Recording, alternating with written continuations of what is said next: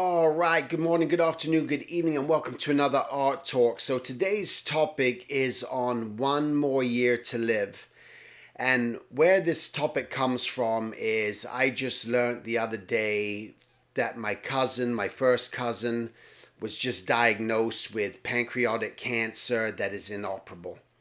And he went into the doctor's office after from 9 months ago. He went in and he had his stomach pains and was told, just change your sort of food diet. They didn't give him, I think it's what the MRI under the thing to see, to get deeper into what was going on with him.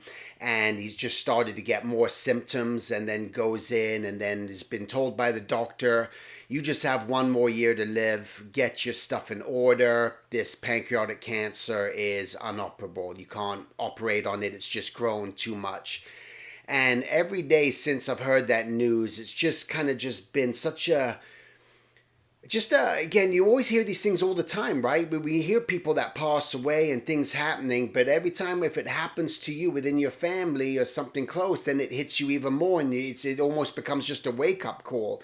And all of a sudden, just to be told that you got one more year to live, he's got his family, his kids, all this other stuff, get your stuff in order. What do you do?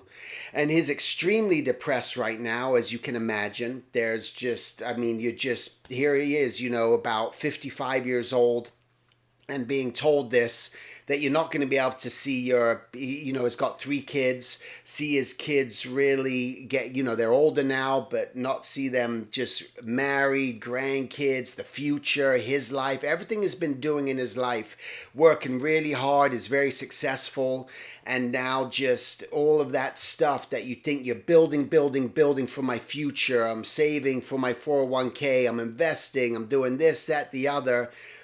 And there is no future. And all of a sudden to be dealt with the card that, hey, pal, there's no future for you. Just do whatever you're going to do this rest of the year. And we don't even know how much longer that's going to last, right? How much longer do you have your actual health for when you say, well, that's it. I'm quitting my job. I'm going to start traveling. I'm going to start doing this, before you can't do that anymore? Do you just have 3 months of real living before you start getting real sick? Do you have 2 months? Do you have 5 months, 6 months? You just don't know.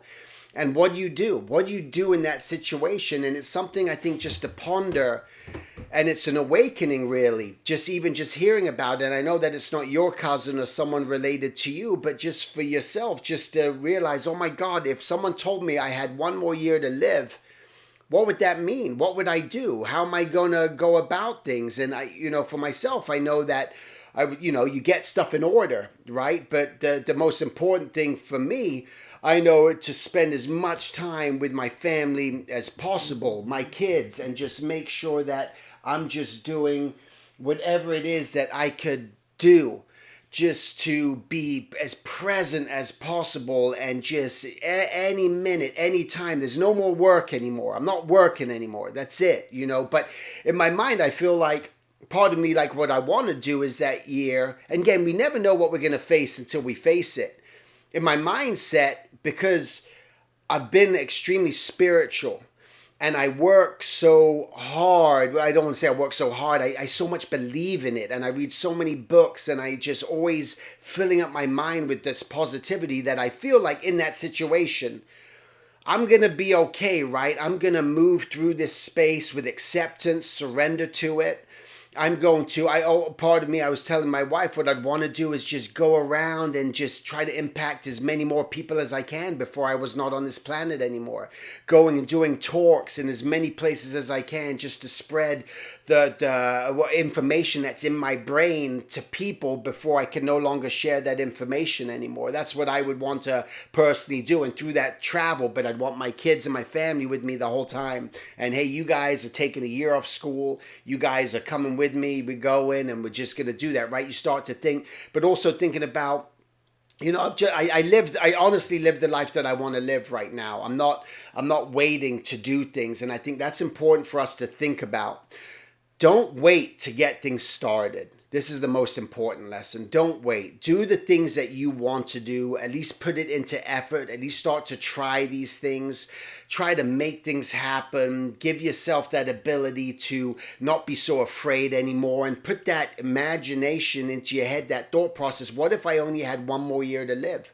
What would I do? Damn it, I'm just going to start. I'm not going to wait anymore. Maybe it'll push you to stop procrastinating and just get stuff started. And I think that's the most important thing that this lesson almost teaches us, because again, we just don't know. You know, we all know what's happened in this country in this last few days, in this week, this horrible assassination attempt on a former president of the United States, which is, again, horrific. Just someone, and during that thing, someone lost their life. There was a bullet that missed the president and went into the head of another man, a man who had a family, a man who had a life, who's now has been wiped off the face of this earth. What was he thinking about? That, you know, just preparing for his future with his family, with his kids, the things that he wanted to do. And that one moment, that 1 second, the life is snuffed out at a moment. And these are things that we just gotta, again, you just never know. You could be in a car accident. You could be diagnosed with something. You just at any moment. So for us to make sure that we're really just truly living for today and putting our life in order and doing those things, and not waiting and procrastinating, and more importantly, not waiting till that time comes in your life to where all of a sudden now you're going to start believing in something and believe in spirituality or whatever it is, because you can't just do that in a moment's time. This is something that you got to work on for yourself and keep believing in, and have this belief system to when anything ever arises like this, and even someone within your family that you know is passing on. They may be in hospice, they may have cancer, they may be getting sick, they may be dying, that you know in your heart of hearts that things are going to be okay, and that things are going to work out, and that things are going to be in order, and there's going to be a pain and there's going to be a suffering, but through that pain and suffering, and with the right mindset and the right sort of spiritual aspect to it, that you can lift yourself up out of this in a way that makes you prepared and builds that for you. And these are the things, it's all about preparation, just being prepared for whatever it may be. Just even if you need to just now get whatever things that you feel, not even having that 1 year away, just let me just get things in order. Let me just prepare stuff. You know, like for me, little things that I've done, I've even prepared just for a fire. I live around mountains, and we get evacuations all the time in my area from different areas where I live because of the fire. So I'm prepared. I've written out a list, what things I need to grab. First things first that we need to grab. I got a ladder in case I got a rope ladder in case I got to get off my 2-story house if there was a fire in the house, God forbid.